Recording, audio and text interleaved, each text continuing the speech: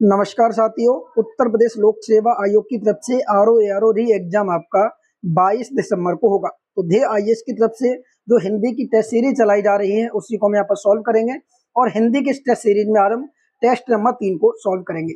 तो आइए आज के टेस्ट को सॉल्व करते हैं। जो भी साथी पहली बार जुड़े हैं इस चैनल को सब्सक्राइब कर लें, जिससे कि समय समय पर ये जो टेस्ट आपके सॉल्व हो रहे हैं ये आप समय पर देखते रहें और अपनी तैयारी को बेहतर बनाते रहें। आप सभी साथी टेलीग्राम ग्रुप को अवश्य ज्वाइन करें, जहां पर आप सभी को निःशुल्क कंटेंट दिया जाता है, साथ ही साथ कुछ पीवाई को सॉल्व कराए जाते हैं और फ्री में आपकी क्विज के माध्यम से आपके टेस्ट लिए जाते हैं। तो जो भी साथी इच्छुक हैं टेलीग्राम ग्रुप ज्वाइन कर लेना, लिंक हमने इस वीडियो के डिस्क्रिप्शन में पिन कर रखा है। आज की वीडियो का पहला प्रश्न आप सभी के सामने होगा। अगर प्रश्न अच्छे लगते हैं तो चैनल को सब्सक्राइब करना ना भूलें। पहला प्रश्न है कि निम्नलिखित में शुद्ध वर्तनी का चयन करें।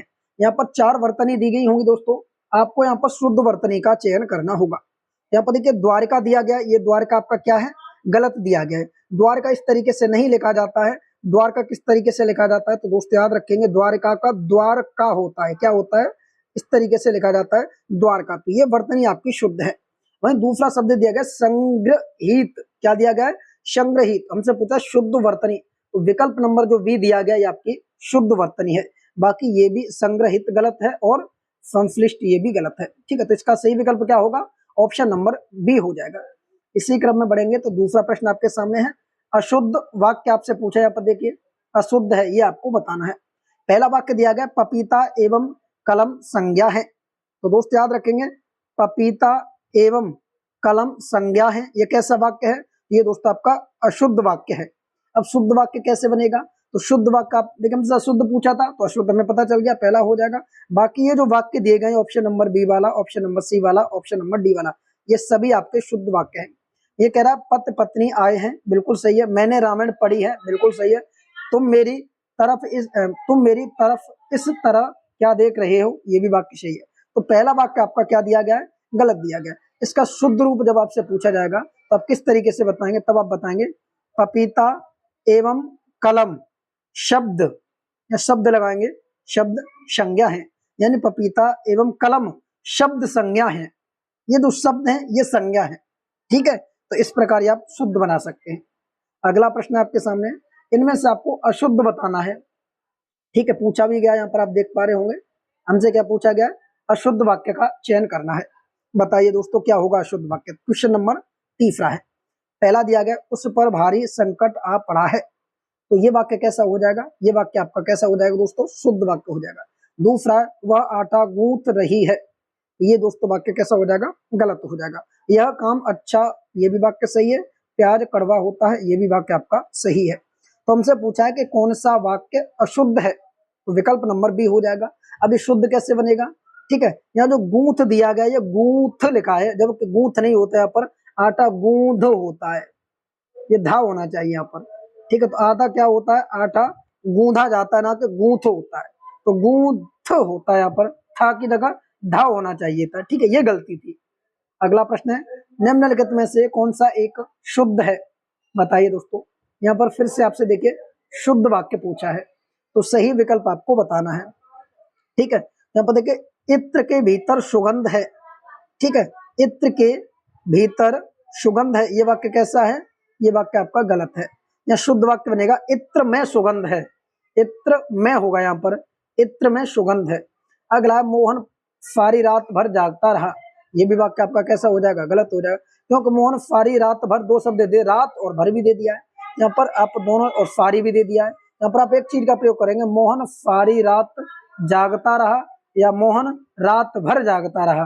ठीक है, सारी रात का प्रयोग करेंगे तो भर का प्रयोग नहीं करेंगे, और रात भर का प्रयोग करेंगे तो सारी का प्रयोग नहीं करेंगे। तो इस प्रकार ये भी वाक्य आपका गलत था। राधा रेल से लखनऊ जाएगी, ये वाक्य बिल्कुल आपका सही हो जाएगा। तो शुद्ध वाक्य पूछा है, विकल्प नंबर सी। अगला प्रश्न है, कौन सा शुद्ध है, बताइए मित्रों। यहाँ पर शुद्ध वर्तनी पूछी गई है, कौन सा शुद्ध है। ठीक है, तो दोस्तों आप यहाँ पर देखेंगे, यहाँ जो विकल्प नंबर डी दिया गया है ये बिल्कुल आपका सही है। ठीक है, स्मरण गलत है, श्रृंगार गलत है और प्रमाणिक गलत है, ये तीनों गलत हैं। स्मरण कैसे लिखा जाता है, तो आप देख सकते हैं स्मरण ऐसे लिखा जाएगा, देखिए स्मरण, ये आपकी शुद्ध वर्तनी स्मरण। ठीक है, प्रमाणिक कैसे होता है, प्रमाणिक की जगह होता है प्रामाणिक, प्रामाणिक, ये वाली आपकी वर्तनी शुद्ध है। श्रृंगार कैसे लिखा जाता है, मैं आपको कई बार बता चुका हूँ कि संगार दोस्तों एग्जाम में पूछा जाता है, तो संगार आपका इस तरीके से लिखा जाता है। ठीक है, तो ये आपको याद रखना है। आगे पूछा गया अशुद्ध है, तो आपसे पूछा गया अशुद्ध वाक्य कौन सा है। ठीक है, तो दोस्तों चारों वाक्यों को पढ़ेंगे और बताएंगे इनमें से अशुद्ध वाक्य कौन सा है। पहला है प्रत्येक प्राणी को स्वयं आत्मनिर्भर होना चाहिए। तो दोस्तों पता चल गया पहला ही वाक्य हमारा क्या है, अशुद्ध वाक्य है। अब यहाँ गलती क्या है देखिए, आइए समझते हैं शुद्ध वाक्य कैसे बनेगा। प्रत्येक सही है, प्राणी सही है, को सही है। प्रत्येक प्राणी को आत्मनिर्भर होना चाहिए। स्वयं क्या होता है, स्वयं का अर्थ होता है आत्मनिर्भर, वो खुद ही में स्वयं हो जाएगा, यहाँ स्वयं शब्द नहीं होगा। प्रत्येक प्राणी को आत्मनिर्भर होना चाहिए, ये गलती थी यहाँ पर। बाकी ये सारे वाक्य आपके सही हैं। आपकी महती होता है, महान नहीं होता, आपकी महती कृपा होगी, बिल्कुल सही है यहाँ पर। ठीक है, गांधी के संदेश से देश को सर्वाधिक प्रभावित हुआ, बिल्कुल सही है। तो ये सारे वाक्य आपके सही हैं। अगला आपका वर्तनी पूछा गया है, सही वर्तनी आपको बतानी यहाँ पर शुद्ध वाली। ठीक है, बताइए दोस्तों शुद्ध वर्तनी कौन सी होगी। ठीक है, 7वां प्रश्न है, इसका जो सही विकल्प आपसे पूछा गया शुद्ध वर्तनी, वो विकल्प नंबर बी में दी गई है। ठीक है, तीनों जगह आपका ये लिखा गया मूर्धन्य, तो मूर्धन्य आपका विकल्प नंबर जो बी दिया गया ये आपका सही विकल्प है।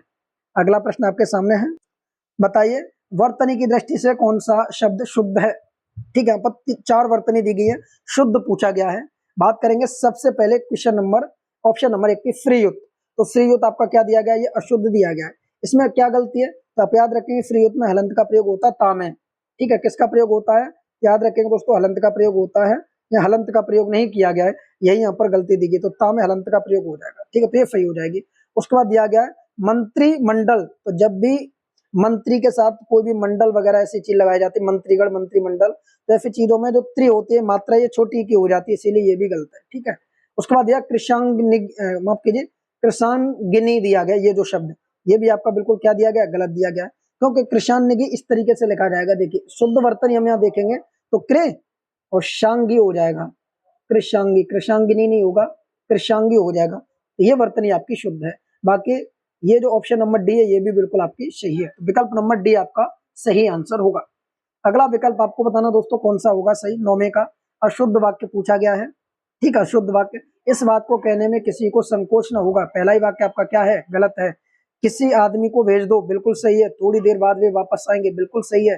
चरखा चलाना चाहिए, बिल्कुल सही है। क्या गलती है क्वेश्चन नंबर 9 के ऑप्शन नंबर 1 में, आइए समझते हैं। ठीक है, इसमें क्या गलती है, ये बोलता है कि इस बात को कहने में किसी को संकोच न होगा। अशुद्ध वाक्य पूछा गया था, तो पहला आपका ऑप्शन नंबर ए अशुद्ध होगा। इसका शुद्ध रूप क्या बनेगा, तो देखिए इसकी जगह होगा यह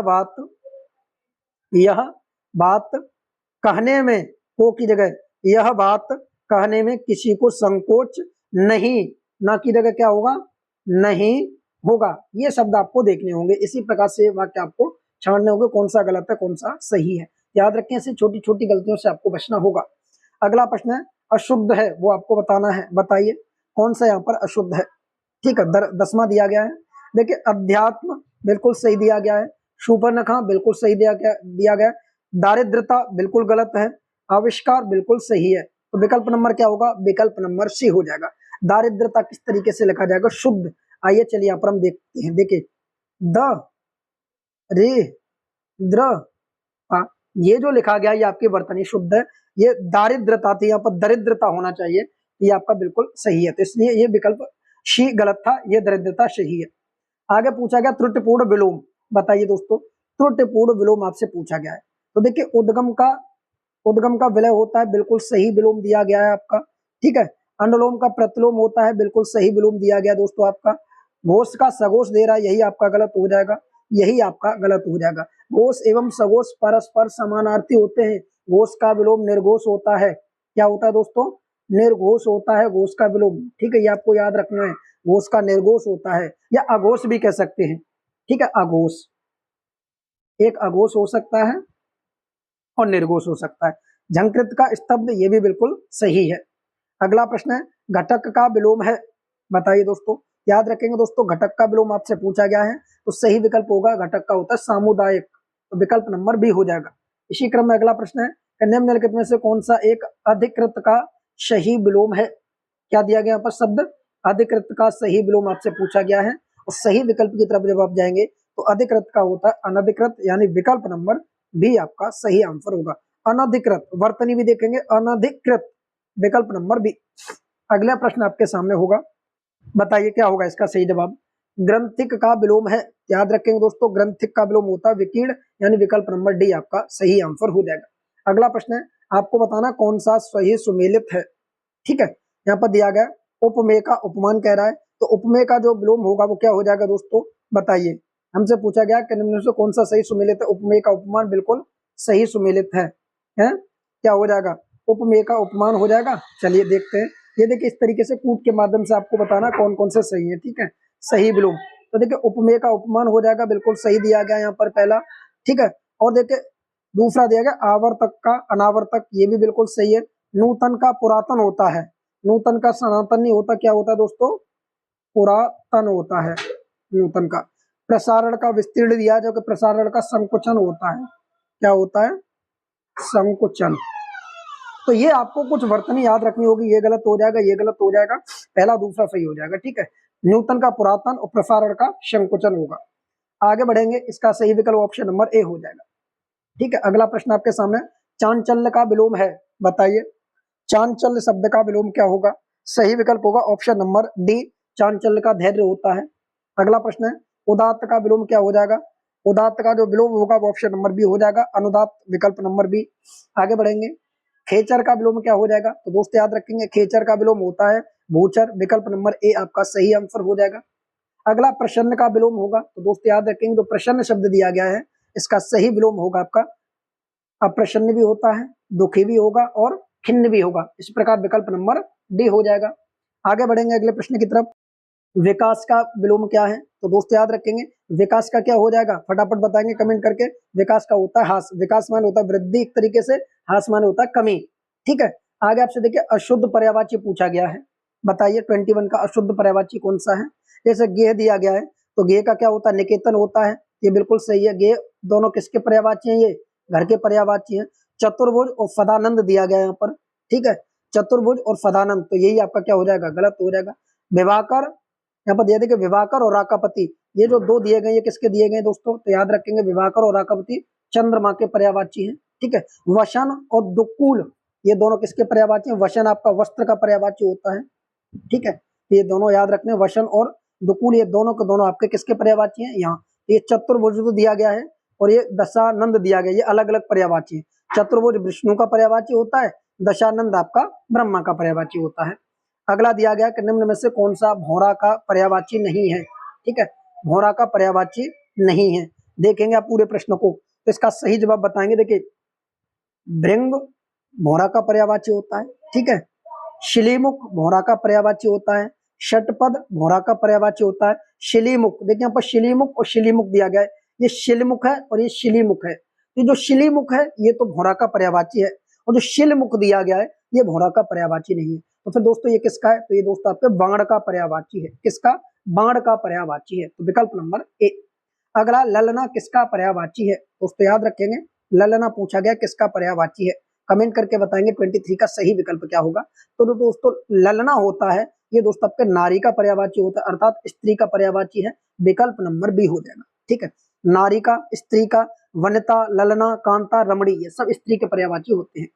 अगला आपके सामने दिया है पौलस्त्य किसका पर्यायवाची, निम्न से किसका पर्यायवाची नहीं है। ठीक है, नहीं शब्द का प्रयोग है, बताएंगे दोस्तों। ऐसे ही प्रश्न आपको एग्जाम में देखने को मिलेंगे। तो देखिए कुबेर का भी होता है, ठीक है, रावण का भी होता है, चंद्रमा का भी होता है, स्वर्ण का नहीं होता।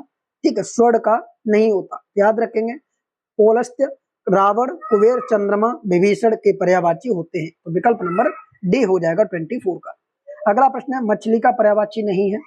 ठीक है, बताइए मछली का पर्यायवाची नहीं है, फटाफट बताएंगे, चार ऑप्शन को पढ़ेंगे। यहाँ पर देखिए जल तोरी, ये मछली को ही कहा जाता है जल तोरी, क्योंकि जल में तैरती रहती है, जल में रहती है।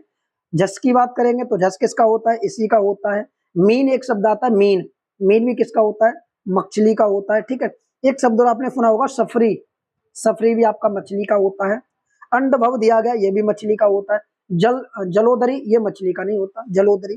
ठीक है, जलोदरी किसका होता है, याद रखेंगे जलोदरी से कोई ऐसा संबंध ही नहीं निकल रहा है जो पर्यायवाची हो, ये एक ऐसा ही शब्द दे दिया है। ठीक है, तो जलोदरी ऐसा ही शब्द है, बाकी ये तीनों मछली के पर्यायवाची हैं। आगे बढ़ेंगे दोस्तों, निम्नलिखित पर्यायवाची में से कौन एक सही सुमेलित है, ये आपको बताना है। मोस्ट इंपोर्टेंट प्रश्न है ये, सही सुमेलित पूछा गया है। समुद्र की बात करेंगे तो समुद्र को पारावत नहीं कहा जाता, ये गलत हो जाएगा। ठीक है, हमसे पूछा कौन सा एक सही सुमेलित है, समुद्र को कहा जाता है। देखिए याद रखेंगे पारावर, पारावर होता है समुद्र का, पारावत नहीं होता। अब बात करें कि ये पारावत होता किसका, ये वाला, चलिए इसको भी देख लेते हैं, ये पारावत होता किसका है। ठीक है, इसको थोड़ा रिमूव करते हैं। ये देखते हैं जो पारावत शब्द दिया गया है ये किसका पर्यायवाची होता है। याद रखेंगे दोस्तों, ये जो पारावत होता है ये कबूतर का होता है। ठीक है, अब यहाँ पर आपको दो चीजें देखने को मिली, पारावर किसका है, समुद्र का, और पारावत किसका है, कबूतर का हो जाएगा। बलराम का यहाँ पर दिया है संकर्षण, तो बलराम का क्या होता है, याद रखेंगे दोस्तों, संकर्षण तो विष्णु का होता है। ठीक है, ये किसका है, ये दोस्तों विष्णु का हो जाएगा। बलराम का क्या हो जाएगा, याद रखेंगे, थोड़ा लिखने में गड़बड़ है, यहाँ पर भी इसको ही संकर्षण कहेंगे, पर यहाँ पर संकर्षण में स ये वाला आएगा, स ये वाला आएगा। ठीक है, तो ये आपका विष्णु का हो जाएगा। देखिए अनिल जो शब्द दिया गया, अनिल, ये किसका है, हवा का, और अनल जो शब्द है वो अग्नि का है, अनल। तो ये कंफ्यूज वाले सारे प्रश्न आपको इसमें डाल दिए गए। इसका सही विकल्प होगा ऑप्शन नंबर डी। ठीक है, विष्णु का मधुरिप होगा, तो विकल्प नंबर डी। कितना अच्छा प्रश्न था दोस्तों, ये सब कंफ्यूज वाले प्रश्न है। इसके ऊपर ऑलरेडी मैं एक वीडियो बना चुका हूँ पर्यायवाची का, वहां पर आपको सब बताएगा पारावत का क्या होगा। ठीक है, अनल अनिल में क्या अंतर होता है। ठीक है, तो ऐसे शब्दों के आप वहां पर जाकर पर्यायवाची देख सकते हैं। अगला प्रश्न आपके सामने है, बताइए यहाँ पर पूछा गया शुद्ध पर्यायवाची वर्ग कौन सा है। अच्छा प्रश्न है। पहला जो दिया गया है वो आपका शुद्ध है, ढोंगी, तरंगड़ी, जलतार, तनुजा, द्वैता, फुता, ये भी गलत है। पयोधी, वारद, नीरद, ये भी गलत है। माफ कीजिए, ये सभी सही है दोस्तों, क्योंकि यहाँ पर जब आप देखेंगे ये भी, ये भी, ये भी, ये सब आपके शुद्ध पर्यायवाची है, तो सभी हो जाएगा विकल्प नंबर डी। कैसे हो जाएगा, ढोंगी, तरड़ी और जलपात, ये जो तीन दिए गए नौका के हैं, जिसे हम नाव बोलते हैं, ये नौका के। ठीक है दोस्तों, दूसरा दिया गया तनुजा, द्वैता, श्रुता, ये दोस्तों आपके किसके हो जाएंगे, उत्तरी के हो जाएंगे। ठीक है, नीरद, वारद और पयोद, ये तीनों के तीनों आपके मेघ के हो जाएंगे। तो ये इस प्रकार ऑप्शन नंबर डी हो जाएगा। अगला दिया गया कौन सा सही नहीं है। ठीक है, बताइए, सही नहीं है। अब आपको बताना है कौन सा सही नहीं है। ठीक है, देखिए यहाँ पर दिया गया प्लवंग, शाका मृग, कीस और बाहुक, ये जो दिया गया ये किसका दिया गया है, ये आपका दोस्तों बंदर का दिया गया है। ठीक है, तो ये तो आपका सही हो जाएगा बिल्कुल पहला। दूसरा दिया गया वाचा, गिरा, ब्राह्मी और विधात्री, ये जो तीन चार शब्द दिए गए हैं दोस्तों किसके दिए गए, याद रखें ये चारों के चारों आपके दोस्तों सरस्वती के दिए गए। ठीक है, किसके पर्यायवाची हैं, तो ये सरस्वती के, ये सरस्वती के पर्यायवाची हैं। प्रभंजन, नवप्राण, प्रकंपन और वाता, ये जो दिए गए ये दोस्तों आपके वायु के दिए गए, किसके, वायु के। ये भी बिल्कुल सही है, ये भी बिल्कुल सही, ऑप्शन नंबर डी गलत हो जाएगा, डी गलत हो जाएगा, क्योंकि जो रतीश शब्द दिया गया है और इसी में मनजात दिया गया है, ये दोनों शब्द तो आपके कामदेव के हो जाएंगे। ठीक है, कपोत और रक्तलोचन ये अलग अलग हो जाएंगे, तो आपको याद रखना है। ठीक है, विकल्प नंबर डी। आगे बढ़ेंगे, वसंत का पर्यायवाची नहीं है, शब्द दिया गया वसंत और इसका पर्यायवाची नहीं है, ये आपसे पूछा गया है, याद रखेंगे। ठीक है, बताइए, वसंत पर्यायवाची नहीं है, तो दोस्तों हृदय कर का पर्यायवाची नहीं है, मधुमास, उष्मांकर और ऋतुपति, ये सब वसंत के पर्यायवाची होते हैं। ठीक है, हृदयंकर वसंत का पर्यायवाची नहीं होगा, तो विकल्प नंबर बी। अगला है, इनमें से कौन एक भिन्न है, बताइए, निम्नलिखित पर्यायवाचियों में से कौन एक भिन्न है। मोस्ट इंपोर्टेंट प्रश्न है। देखिए, वित्त, विभूति, द्रव्य और गाछ, इन चारों का अगर हम अर्थ निकाले तो जो गाछ शब्द है ये थोड़ा अलग होगा। गाछ किसको कहा जाता है, तो ये दोस्तों आपका वृक्ष को कहा जाता है। ठीक है, ये वृक्ष का एक तरीके से पर्यायवाची है। जबकि वित्त, विभूति और द्रव्य, ये जो तीनों तीनों दिए गए ये आपके दोस्तों धन के पर्यायवाची होते हैं। धन दौलत होती है ना, उसका ये पर्यायवाची होते हैं तीनों, ये वित्त भी, विभूति भी और द्रव्य भी। इसी प्रकार ऑप्शन नंबर डी। अगला प्रश्न है कि हृदय का विदारक करने वाला दृश्य, इसके लिए एक शब्द क्या होगा, तो उसे कहते हैं हृदय विदारक, यानी विकल्प नंबर सी हो जाएगा, हृदय विदारक। आगे बढ़ेंगे, अगला है अनिवार्य शब्द हेतु वाक्यांश का प्रयोग करना है। ठीक है, अनिवार्य, तो जिसका निवारण न हो सके, जिसका निवारण न हो सके उसे क्या कहते हैं, अनिवार्य कहा जाता है। जो निवारणीय हो उसे क्या कहा जाता है, कमेंट करके बताएंगे, जो निवारणीय हो उसे क्या कहा जाता है। ठीक है, पहला जो दिया गया हमसे यहाँ पूछा गया था कि अनिवार्य क्या होता है, तो जिसका निवारण न हो सके उसे अनिवार्य कहते हैं। आगे बढ़ेंगे दोस्तों, स्वयं गुरु बनकर दूसरों से अपनी पूजा कराना, इसके लिए एक शब्द क्या होगा, तो दोस्तों उसे कहते हैं गुरुडम। क्या कहा जाता है, गुरुडम कहा जाता है, तो विकल्प नंबर बी होगा।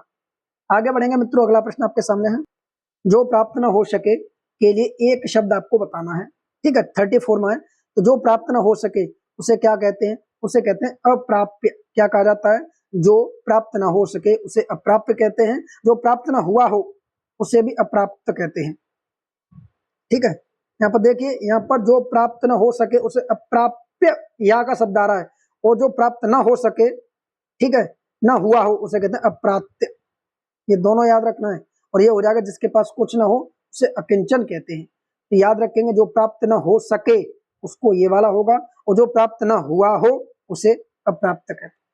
अगला है अप्रमेय के लिए एक वाक्य बताइए। अप्रमेय शब्द के लिए कौन सा वाक्य सही होगा, तो दोस्तों याद रखेंगे, जो प्रमाण द्वारा सिद्ध ना हो उसे अप्रमेय कहा जाता है, तो विकल्प नंबर डी। अगला है पिंडज शब्द है, तो उचित वाक्य बताइए। पिंडज बताइए क्या हो जाएगा, तो पिंडज क्या होता है, जिसका जन्म शरीर से हो उसे क्या कहा जाता है, पिंडज कहा जाता है, तो विकल्प नंबर ए हो जाएगा। जिसका जन्म अंडे से हो उसे कहा जाता है अंडज, उसे क्या कहते हैं दोस्तों, अंडज कहते हैं। प्रार्थना करने वाला व्यक्ति, प्रार्थना करने वाला व्यक्ति को कहा जाता है प्रार्थी। क्या कहा जाता है, प्रार्थी कहा जाता है। जिसकी प्रार्थना पूरी हो गई हो उसे क्या कहेंगे, पूर्ण काम कहा जाता है दोस्तों, पूर्ण काम। जिसकी प्रार्थना पूरी होगी हो पूर्ण काम हो जाता है। अगला, जो अधिक समय तक जीवित रहने के इच्छुक हो, बताइए उसे क्या कहेंगे। एक ऐसा व्यक्ति जो बहुत समय तक जीवित रहने का इच्छुक है उसे दोस्तों जिजीविषु कहा जाता है, विकल्प नंबर डी। अगला शब्द आपको बताना है कि इनमें से कौन सा बेमेल है। जो अवैध संतान हो उसे जारज कहते हैं, गोद लिया हुआ पुत्र दत्तक कहलाता है, जो ऊंचे कुल में जन्म हुआ हो उसे कुलीन कहते हैं, जिसका जन्म शूद्र वर्ण में हुआ हो उसे सूचित कहते हैं। अब आपको गलत वाला बताना है कि ऐसा कौन सा है। तो देखिए, जो अवैध संतान हो उसे जारज कहा जाता है, ये तो सही है। गोद लिया हुआ दत्तक कहलाता है, जो ऊंचे कुल में जन्म लेता है उसे कुलीन कहते हैं, जिसका जन्म शूद्र वर्ण में हुआ हो उसे शोषित नहीं कहा जाता। यहाँ पर क्या कहा जाएगा, इसको उसे अत्यंज कहा जाता है। क्या कहा जाता है दोस्तों, अत्यंज, अत्यंज कहा जाता है, ठीक है। तो ये आपको याद रखना है, तो विकल्प नंबर डी गलत था। अगला प्रश्न है, राज्य के प्रधान द्वारा निकाला गया आधिकारिक आदेश क्या कहलाता है, तो दोस्तों ऐसे आदेश को कहते हैं अध्यादेश, विकल्प नंबर बी। अगला है, जो धरती फोड़कर जन्म लेता हो, जो धरती फोड़कर जन्मता हो उसे क्या कहेंगे, उसे कहते हैं उद्भिज। क्या कहा जाता है, उद्भिज कहा जाता है, तो विकल्प नंबर बी। अगला प्रश्न आपके सामने है, निम्नलिखित में कौन एक बहेड़ा का तत्सम है, बताइए। बहेड़ा का तत्सम है, याद रखेंगे बहेड़ा का जो तत्सम होता है वो विभितिक होता है, विकल्प नंबर सी हो जाएगा। अच्छा प्रश्न है दोस्तों, याद रखना है आपको बहेड़ा का। अगला, निम्नलिखित में से कौन सा एक तत्सम शब्द नहीं है, ठीक है। तो जो विकल्प दिए गए इनमें से तत्सम शब्द नहीं है वो आपको ढूंढना है। यहाँ पर देखिए एक शब्द दिया गया उज्ज्वल, तो उज्ज्वल बिल्कुल आपका क्या है, तत्सम शब्द है। दूसरा शब्द है कंटक, ये भी आपका क्या है, तत्सम शब्द है। अगला शब्द है भृंग, ये भी श्रृंग, ये भी आपका तत्सम शब्द है, क्योंकि इसका जो तद्भव होता है वो सींग होता है। क्या होता है, सींग होता है, ठीक है। कंटक का जो होता है वो कांटा होता है। ये आपको याद रखना है कि इनके किसका क्या होगा, कांटा होगा। उज्ज्वल का उजला होगा, उजाला, ठीक है। अब मक्खी शब्द आ गया, ये आपका क्या है, याद रखें दोस्तों, मक्खी एक तद्भव शब्द है, और इसका जब भी आपसे तत्सम पूछा जाएगा तो मक्षिका हो जाएगा, ठीक है। क्या हो जाएगा, मक्षिका हो जाएगा, तो विकल्प नंबर सी। अगला प्रश्न है, निम्नलिखित में से एक तत्सम है, केवल तत्सम छांटना है। याद रखेंगे तत्सम हो जाएगा उद्गत, क्योंकि हलंत वाले सब तत्सम कहलाते हैं, तो उद्गत हो जाएगा।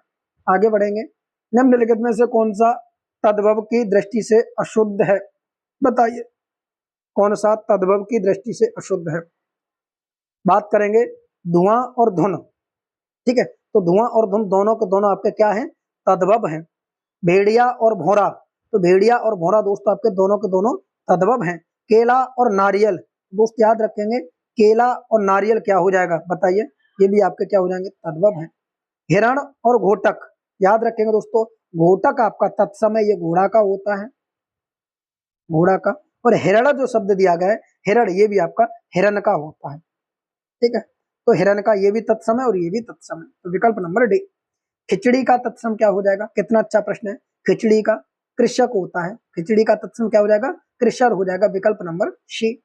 आगे बढ़ेंगे, एक तत्सम शब्द है, बताइए कौन सा हो जाएगा। तो दोस्त याद रखेंगे एक तत्सम शब्द हो जाएगा उलूक। उल्लू का क्या होता है, उलूक होता है, ठीक है। तो आपको याद रखना है, ठीक है। बाकी ये ईंट का क्या हो जाएगा, तो याद रखेंगे ईंट का होता है इटका, क्या हो जाएगा, देखिए इस तरीके से इट्टिका, ईंट का। पुजारी का क्या हो जाएगा, पूजा कार्य हो जाएगा, ठीक है, ऐसे लिखा जाएगा। देखिए दोस्तों, पूजा कार्य, पुजारी का पूजा कार्य। तो याद रखना किसका क्या हो जाएगा, पूजा कार्य हो जाएगा। चबूतरा का चत्वारे को होता है, और ये एग्जाम में पूछा जाता है, चत्वाल होता है, ठीक है। तो ये पॉइंट याद रखना है। इनमें पूछा गलत युग्म बताइए कौन सा है, तद्भव और तद्भव। देखिए एक तरफ दिया गया आपका तद्भव शब्द, दूसरी तरफ दिया गया तत्सम शब्द। अहेर दिया है और ये कह रहा है अहेर का आखेट। हमसे पूछा गलत कौन सा है, ठीक है, गलत कौन सा है। तो अहेर का आखेट, यहाँ पर दिया खुजली का खरजू, ये भी आपका सही है। बालम का स्वामी, बालम का स्वामी दे रहा है, तो ये गलत हो जाएगा।